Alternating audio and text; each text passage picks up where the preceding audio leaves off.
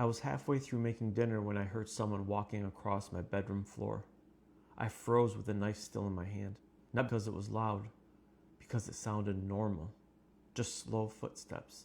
Someone casually walking from one side of the room to the other. I lived alone. At least I was supposed to. This happened 2 years ago after I bought my first house. It wasn't anything fancy. A small 2-bedroom place built in the late 80s in a quiet neighborhood outside Indianapolis. It was exactly what I could afford. And aside from replacing a water heater and repairing a few rooms, it had been problem-free. I lived there almost 6 months. Every evening followed the same routine.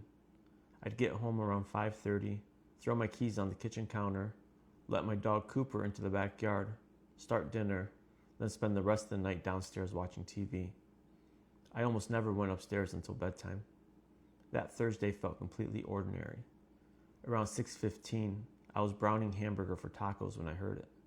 3, maybe 4 footsteps. Above me. I turned the stove off and listened. Nothing.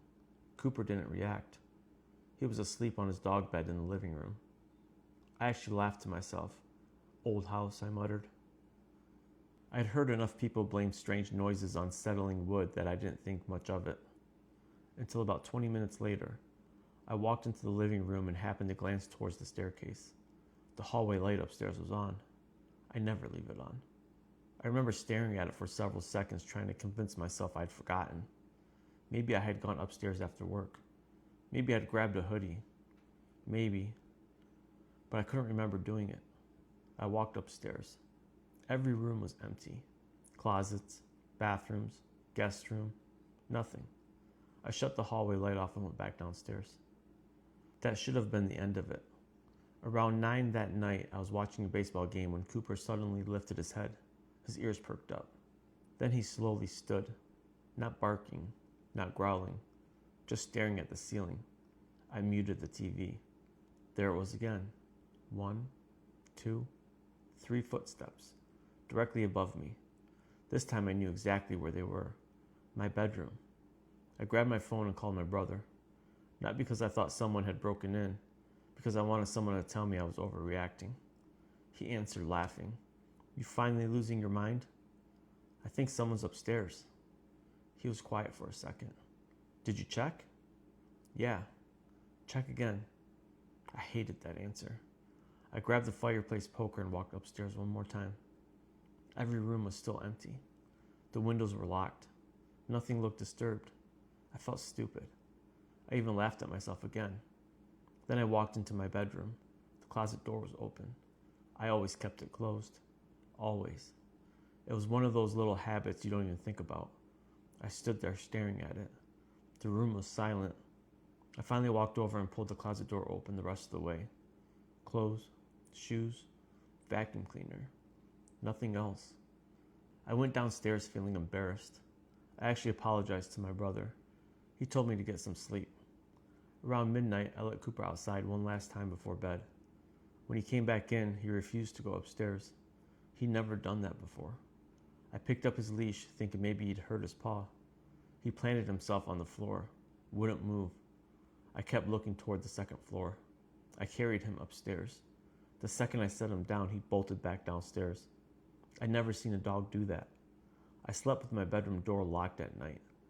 The next morning, I left for work. When I got home that evening, the first thing I noticed was the attic ladder. It was hanging down from the ceiling in the upstairs hallway.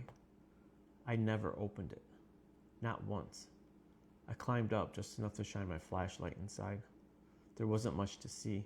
Insulation, dust, roof trusses. Then I noticed something that made my stomach drop.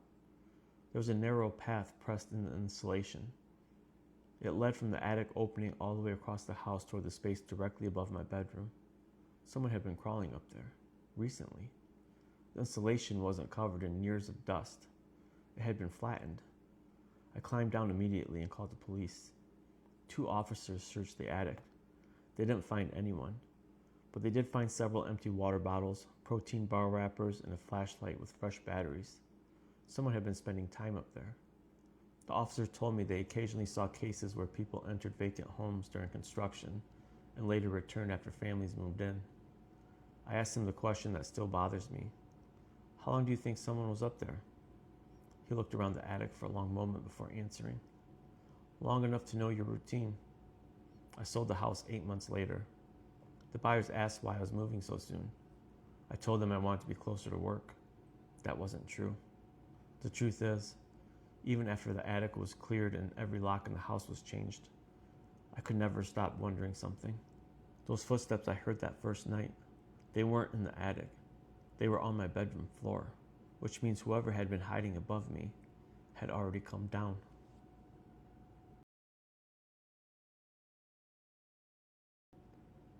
The first thing that went missing was a bottle of ketchup.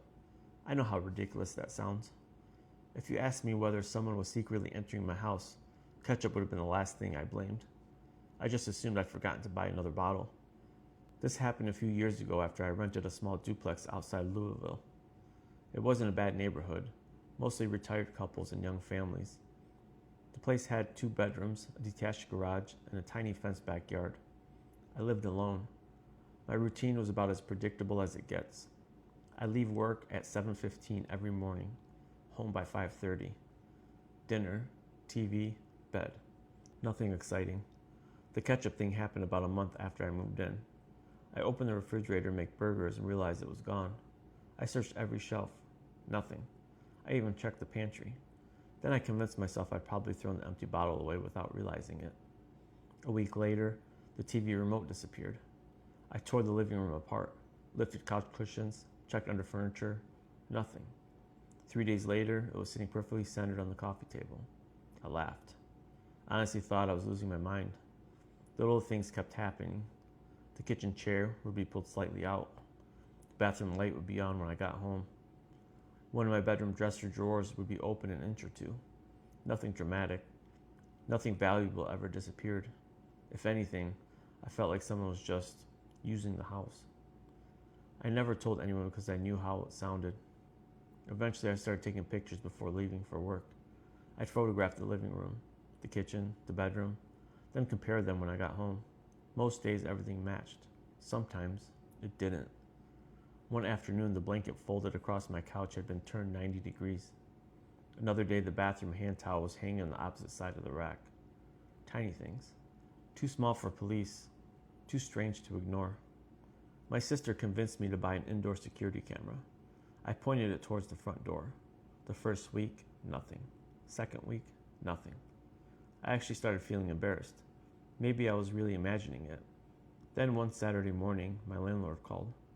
He said he needed to replace the water meter and asked if I'd be home. While he worked, I mentioned the strange things happening around the house. He smiled politely.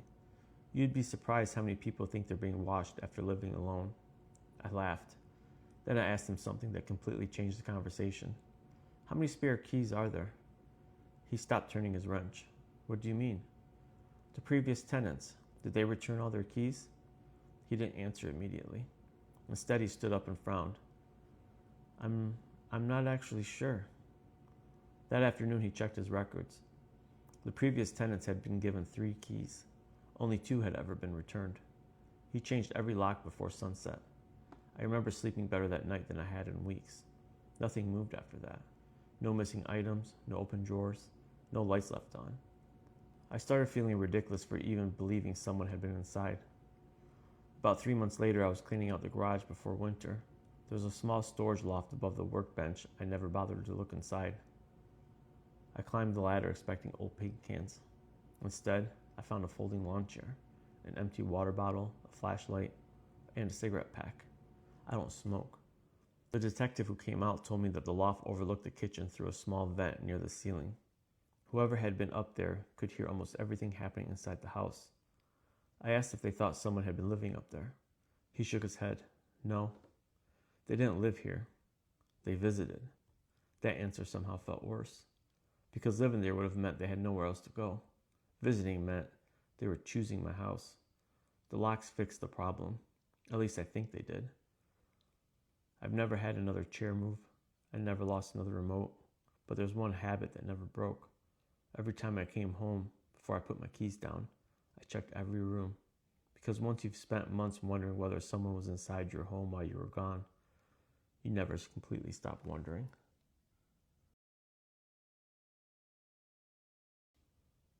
I didn't realize someone had been sleeping in my house until I found the blanket. It wasn't even my blanket. It was an old gray fleece throw I donated to Goodwill almost 2 years earlier.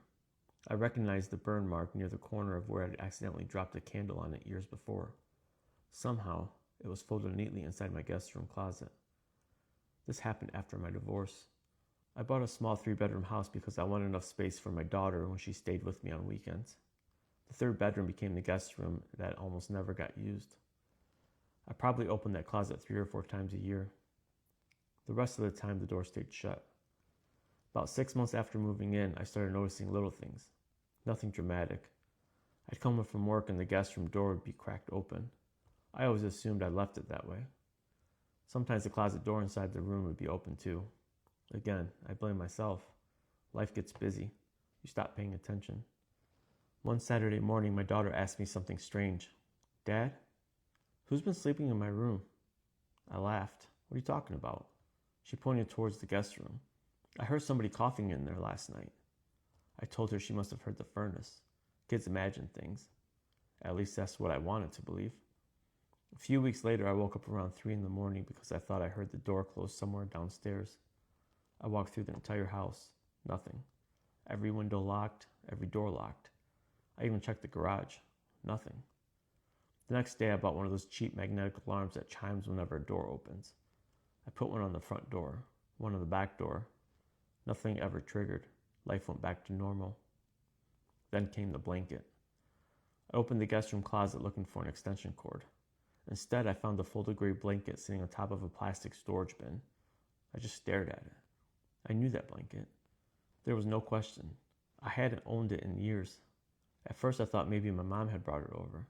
She hadn't. My sister hadn't either. I almost threw it away. Instead, something told me to look at it closer. Behind the storage bins was an empty space I had never noticed. It wasn't a secret room, just a recessed area where the roof line came down, big enough for someone to sit or lie down. There were flattened cardboard boxes covering the floor, an empty bottled water, a flashlight, and even several protein bars. I backed out of the closet so fast I nearly fell over. Police arrived within 15 minutes. The officer searched every inch of the house. Nobody. Then he looked up into the attic.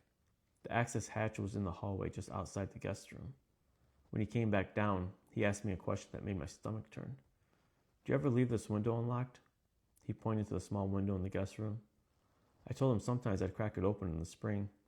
Apparently, someone had been climbing onto the porch roof, entering through that window, and hiding inside the closet recess while I was at work. There were fresh fingerprints on the inside of the window frame. The detective believed whoever it was had stopped coming only for a few days before I found the blanket. I asked him how he knew. He pointed at one of the protein bar wrappers. It still had an expiration date almost 2 years away. It hasn't been here very long. The police never found the person. They dusted for fingerprints, collected DNA. Nothing matched. A contractor sealed the recessed space inside the closet. The guest room window got a new lock. Everyone told me I could relax. They said it was over. Maybe they were right. But every time someone stays at my house now, I quietly check that closet after they leave. Not because I think they'll steal something, because I want to make sure they weren't sharing the room with someone they never saw. The strangest part isn't that someone hid there. It's that my daughter heard coughing before I ever suspected anything. Sometimes I wonder what would have happened if I'd believed her the first time. And sometimes I wonder if the reason she stopped asking about the guest room was because whoever had been hiding there realized she noticed them.